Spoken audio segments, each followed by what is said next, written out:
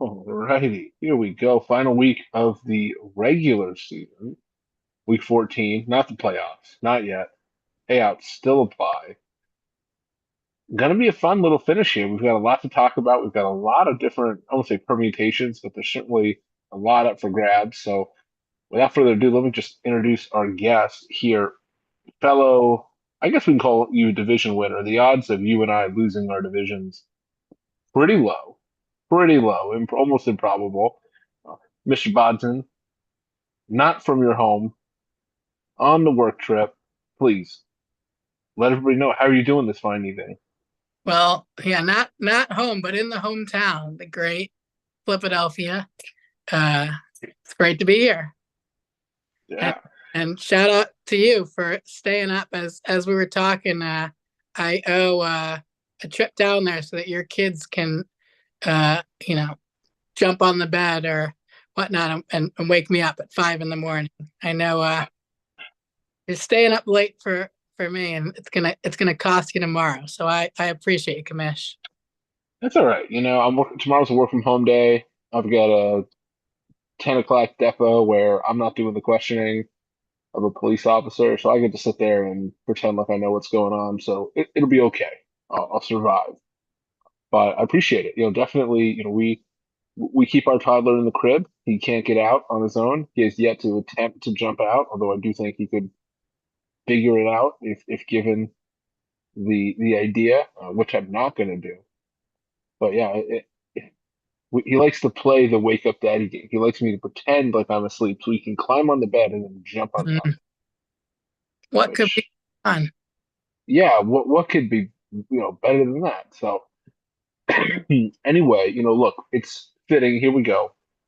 Last week of the regular season, two highest scoring teams, both for all intents and purposes are going to win our divisions because we've got the 1 game lead. Even if we lose this week, pretty much impossible for either of us to be caught. But we're not guaranteed buys.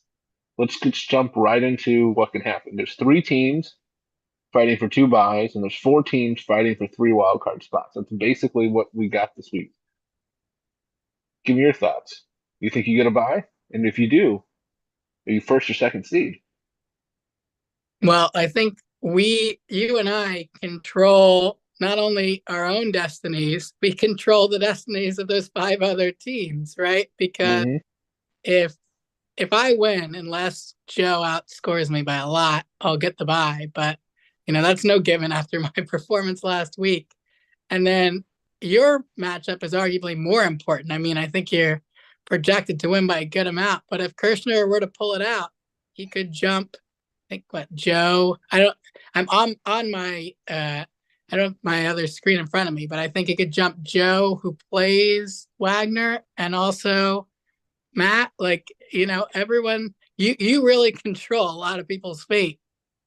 Yeah, so we'll break it down. So, in terms of if you were to look at the playoffs from a just sort of, if we look at division races, I have such a points for advantage. I've got more than 100 points more than Joe, 170 more than Wagner. I, it would take an epic weekend for me to not win the division. Now, that said, I agree with you. I hold a lot of cards or a lot of people's fate in my hands. Kirshner, his best case is the 4 seed. He could go anywhere from 4 to 7. He's probably either 4 or 7 just because of the numbers. I guess theoretically he could be 4, 5, or 7 if him and Joe are close enough. In theory, 40 points apart, it is possible for Joe to catch him on the points for. But he's But I've in, got to lose. right? Right. He's because either Joe Well, or Wagner is gonna they play each other. One of them's gonna they lose. play each other, right? So I think that's the thing. If I beat Kirshner, the playoffs are as we see them now. Probably, maybe there's some small seeding change between like Lamagna and Wagner, but you probably see basically what we've had for a few weeks. But if Kirshner beats me, now it gets interesting because Kirshner can't get to 4 because Joe and Wagner, somebody's going to get to 9 wins there. So Kershner can't get to 4. Kershner can get to 5, or I guess 7, 5 or 6, but he's probably going to be 5 if he gets a win because you're probably going to beat, or Lamagna's probably going to lose to you, right? We got to think. I don't know. There's all sorts of different things here, right? Like I don't think you're going to lose the division. You've got a 84-point advantage on Lamagna. That's pretty hard him to No, but I'll lose overcome. a bye if I lose. So, a bye is like a playoff win. I'm, I, Look, I, that's what I feel like. yeah. For me, what I struggle with is, in theory, I want to avoid Joe in my bracket, and I want to avoid you. But if I'm the 1 seed, I probably end up with Joe in my bracket. Whereas if I'm the 2 seed or the 3 seed, maybe I avoid both you and Joe. But like, is that really better? I want the bye, right? I'd rather take the bye, get yourself closer, one step closer. So I don't know that you can control any of that. I'm not going to tank and help Kirchner. But The Magna's listening right now. He yeah, I'm sure he is. But I mean, look, there's a lot of sort of up for grabs. It doesn't feel that way in the sense of there's not going to be a lot of, I think, seeding changes, but you could certainly fall out of the playoffs. So Magna, he needs a win to stay in. A loss and he's out. Wagner, a loss and he's out, most likely, or what not most likely, but if you win, they're still all in, right? right. If I win, nothing. The teams in don't change. But if I lose, now everything else is at play, right? Nothing is guaranteed. No seeding is secured except for maybe Joe at 4. Everything else is kind of up for grabs. Again, it all depends on how these matchups go. But I look at it like you and I are pretty much guaranteed to win our divisions, and nothing else is that. You know, um, I would like to think I'm going to get a win and get the bye, but I don't know. And if I lose, then LaMagna, Wagner both need wins, and both have tough matchups. Uh, you know, that to me that's where the intrigue is. If Kirshner has a great Sunday, and I'm going to Monday Night Football, and I need a Burrow Higgins big kind of comeback, it'd be interesting to have it come down to that. I suspect it won't, but it definitely could. So I'm Good. not banking on that. I'm not banking on that. I'll be honest. I would like to think that I'll have it wrapped up or feel pretty confident going into Monday Night Football, but we'll see. I mean, how do you feel? Look, last week you had everything, you were in control of your own destiny to get the 1 seed, and you got whooped. What happened? Just the Baker Mayfield experience caught up with you? What happened last week? Your team basically put a dud. Yeah, this coach does only looks forward, but yeah, no, Baker is definitely his spot's in jeopardy. Um, and that's why I've had Kyler all year, waiting to see if Baker faltered. He hasn't had his best two receivers the last, 4 weeks, and that's made me nervous, and it's caught up with him. But I think more importantly, as you've said before, my team is good, but it's shallow, and so it's a strong starting lineup. But in a bye week like this week, or if you know there's two of the stars falter, I'm in trouble. So I think Joe and I are kind of in the same boat that way. You've got a super deep lineup. You've like clicked at all the matchups, so things have to work out the way they're supposed to for me. But I feel good. It's a good team. Yeah, I mean, for me, I would say that my depth got a little bit thinner this week. Both McCaffrey and Mason went on IR. So they've been jettisoned because there's no point in holding on to them at this point in the year. That was definitely a big blow. My assumption was if there was going to be an injury to McCaffrey, Mason would still be there, and I would have that. So then I hustled to go pick up Israel Abanikanda, who the Niners picked up off waivers. So I have at least a backup running back there. And I picked up another running back off waivers, but those don't feel like those are really kind of break glass in case of emergency options. Um, but that's where we are at this time of the year. I mean, at this point, I did everything I could to try to plan and have the depth, but you play in the snow with a guy with Achilles tendonitis, and you run the risk of an injury, and that's what happens. And I mean, look, it's hindsight's 2020, I'm sure for the Niners, but for me, I did everything I could to try to get to this point with the depth I have. I like my depth, particularly at receiver and quarterback. I'm just gonna have to see if it's enough. Your team's good. I mean, look, in the draft, I sat there behind you going, please don't take Barkley. Please leave me a running back. Yeah. That proved to be a pretty good move for me. I lucked out in that regard. Any regrets? I'm sure you don't have any, but you picked No. AJ Brown. Well, it's interesting, obviously, as an Eagles fan, particularly interesting. Uh, I had just picked up Derrick Henry because I Hmm. had picks, and that of course worked out well. And I had the Miami running back whose name I will never pronounce correctly. Um, but I'm usually a running back heavy team, and I my instinct was to draft Barkley, and I kind of played it safe. And I think that the next two picks ended up working out well too with London and even Kelsey. Like Kelsey, I drafted Mm, for his playoff matchups, which are strong. yeah. He obviously was a little distracted earlier this year. Had to hit the weight room and get back into non-page six shape. But I'm not hating. Go Swift. Team Taylor. But uh, yeah, and then of course you swooped in. You're like, I'll take Kelsey for what, like an eighth round pick.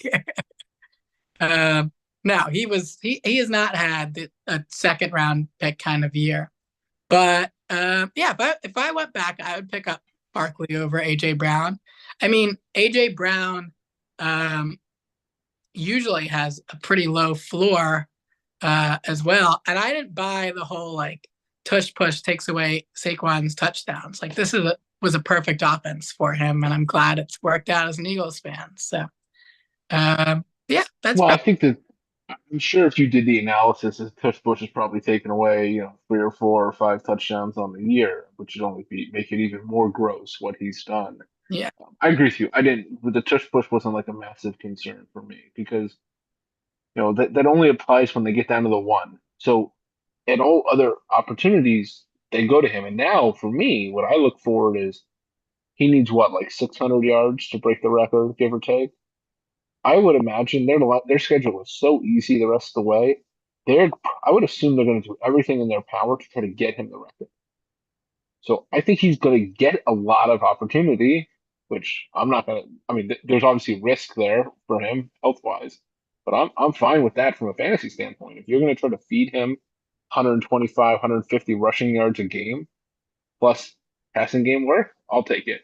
Um, Look, sometimes you got to catch the lucky break.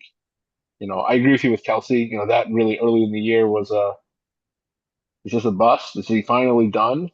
He's slowly picked it up. Um, I agree with you. Looking at matchups, right? Like that's something I was trying to do throughout the year was I want players who have good matchups weeks 15, 16, 17. If you think you've got a strong team and you're going to be there at some point, have to start planning ahead and thinking, okay, what do I want my team to look like at that point? Nothing's guaranteed, but at least you've got to try to put the odds as much in your favor as you can. And I don't blame you for doing that with Kelsey. And I know I've tried to do that here and there, make a trade or a pickup, and you're kind of thinking ahead in that regard. Um, oh, poor baby's really, I don't know what's going on. He's rolling around, not making any noise though. That's the key one. So, not to try to predict seeding or anything, but have you given much thought? If you have a bye, or assuming you have the bye, what kind of path you would prefer, you want, which teams you have you'd rather play. I know Jacobs is sitting there going, "Hey, I could still get a bye. Certainly could. No doubt about it." But you know, what do you think is more the most advantageous path? College football, there's the debate as to do you want to be the one or the four or the five? Who's got the easiest road? Similar in fantasy. What do you look at it in the way it might fall and go, man, I really want to avoid Team X, and so I hope that I end up on a certain side of the bracket. Have you given any consideration to Had I won last week, I think I'd be thinking about it more because now I need to win to get the buy, and I think a buy is really valuable. It's um, it? come the playoffs with the roster feels shorter, and you only need a couple things to break your way or against you to win or lose. So I'm not really thinking about who I'm playing. I'm thinking about Mhm. and I beat Matt this week. But I do think I think Joe is as a formidable team, and I think I would. I hate to say the team I'm playing could be the sleeper, but I like Matt. Matt has kind of made really nice pickups across the season, as he always does. And I feel like if unless you lose and he gets the boot, I think he could be a sleeper in the playoffs. But I'm not going to try and position myself to play him or Joe or not play them. I'm going to try and win, and I think you have to too because you need to win to get to guarantee a bye too. Yeah. Well, I think in general, I mean, you shouldn't tank. It's fantasy. There's a lot of luck involved, and you should try to win and put out the best lineup you can and see what happens. And looking at your matchup this week, it's definitely a competitive one. Josh Allen would really worry me. Matt should be the first to admit that he's got some weak points, but the way that Josh Allen's playing right now, I mean, if he's going to throw, run, and catch a touchdown pass all in the same game, you definitely got to be concerned about that. I think for you,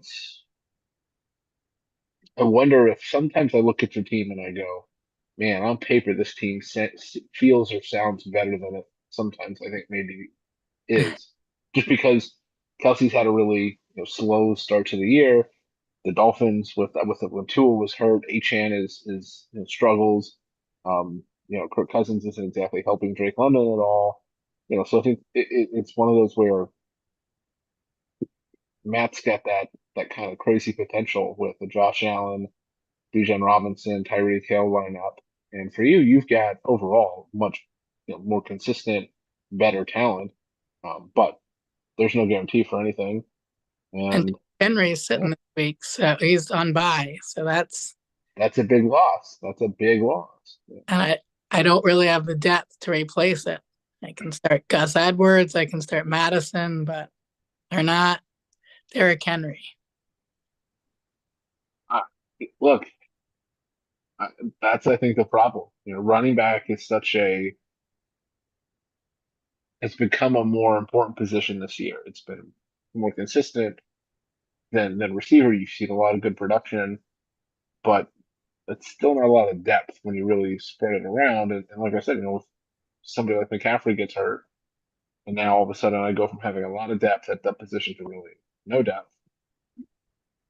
That that happens, right? Gus Edwards is lucky. Fortunately, if Dobbins doesn't play, Gus Edwards is a bell cow type running back. Tough matchup, but if he falls into the end zone once, it kind of pays off for you. So it's definitely a close matchup. I don't know who to give the edge to.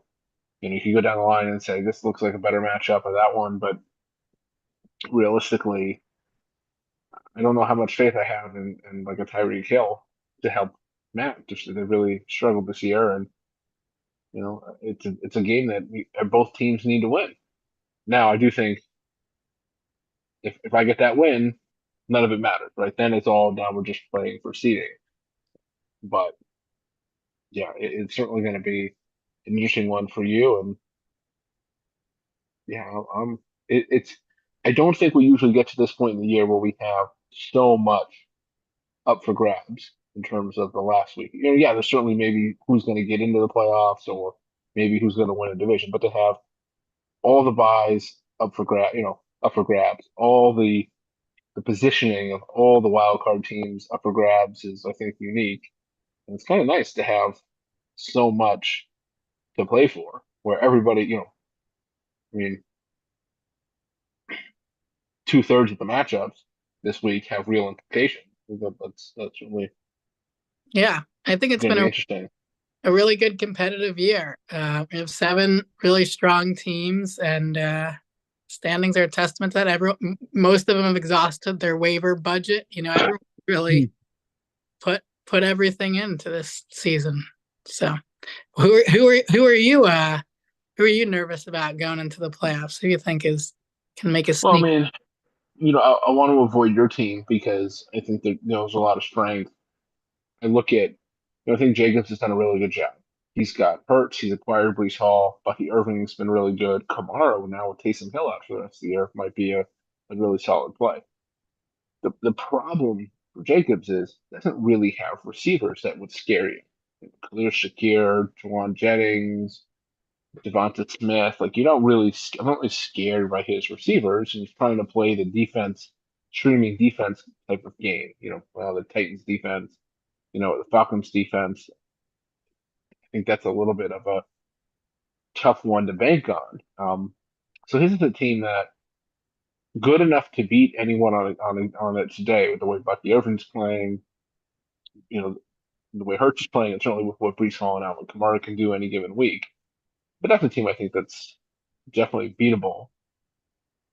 For me, I'm mostly concerned with I don't want I want the bye, right? I don't want to have to play next week and be playing even if it's like Wagner, whoever it is. Like I don't want to play Kirshner. Let's say I lose to Kirshner right now, he gets in as the sixth seed, or well, he'd probably be a five. But you get my point. Like I don't want to, or I end up with a now I got to play Joe, or I got to play LeMagna. I don't want to have to play that, right, and run that risk.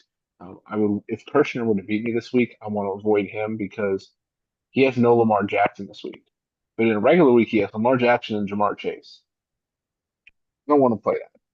Like if I can avoid that, that's that's ideal, right? Because those two could easily combine for 60, 70, 80 points, even 90 points, right? They could both have monster weeks. That's probably the number one team I'm scared of outside of your team. But it's without knowing what the bracket is, because there's too much up for grabs to say this is where I want to be. If I'm the one seed and I'm facing the winner of what, Joe and LaMagna, I'll roll the dice on that. Like I don't know. Um, there's nothing's guaranteed. I'd like to avoid you, avoid Joe, avoid the higher scoring teams. But at the end of the day,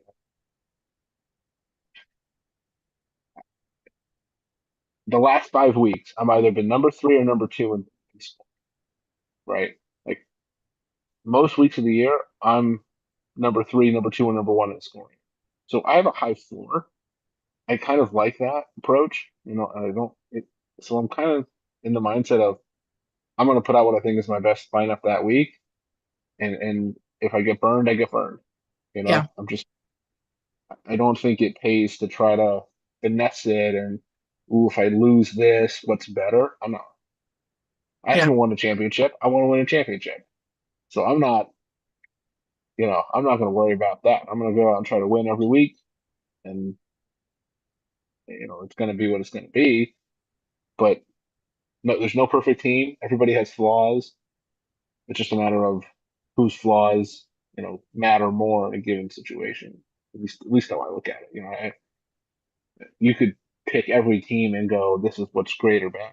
Fantasy pros, you look at that, it analyzes your team as it ranks you a little bit above me in terms of overall, like, power rankings, you know, like I don't know if you should put any kind of I stock in that, I right? want it all come down to matchups and Yeah, breaks. exactly. I look at it, just gotta you got to win, right? Just win, baby. In the words of Al Davis. You know, so I agree with you though. It's been a very competitive year. I like everybody's using their bad budget. Caleb Williams, cost an arm and a leg this week. I think yeah, Yes, I enjoy that. I thought maybe I can steal him for $0. You know, and then Justin spent 100 149. more. Yeah, why not this time of year? You can't take it with you, so unless you're trading it to somebody, like there's no real value. Just you might as well use it all. Um, I don't think I've done waivers in like a month. Yeah, And then this week with the injuries, I said I gotta go do waivers. I gotta go, I gotta fill the bench. So let's take flyers on Caleb Williams. Maybe we get lucky and nobody picks him up, and now I have I don't not that I'd use him, but like you never know, you know? So, yeah. yeah. Hope he'll be a potential keeper too. I mean, he's looked fantastic the last couple of weeks. He needs a coach, but Well, that was what my thought was. If you pick him up, now you just hold him. I mean, he's not a high. I mean, he's a fifth round keeper, I think. uh, So it's not. Now, if he gets like a Ben Johnson, maybe that's tempting to somebody. That's a pretty rich price, but I could talk myself into keeping a quarterback. fifth round. I didn't realize he was that high. Yeah, it's tough. Well, yeah, I mean, like Joe Burrow. If I keep Joe Burrow or Jaden Daniels, they'd be a fourth round keeper. Like that's pretty rich. Like that's on that line of is that worth it? I don't know. Haven't decided anything, but if you would have asked me come July, I don't know. I don't know what I'll think then. So here we are, end of the regular season. Any other season long thoughts? You've been in control of your division for a long time, one of the better teams all year. I know you're very active with the waivers, picking up players and playing that game. It's been a very good competitive year, which I've enjoyed. There's been no runaway team. Even Paul's pulling upsets. We have to give Yeah, credit when credit is due. Any other overarching thoughts here as we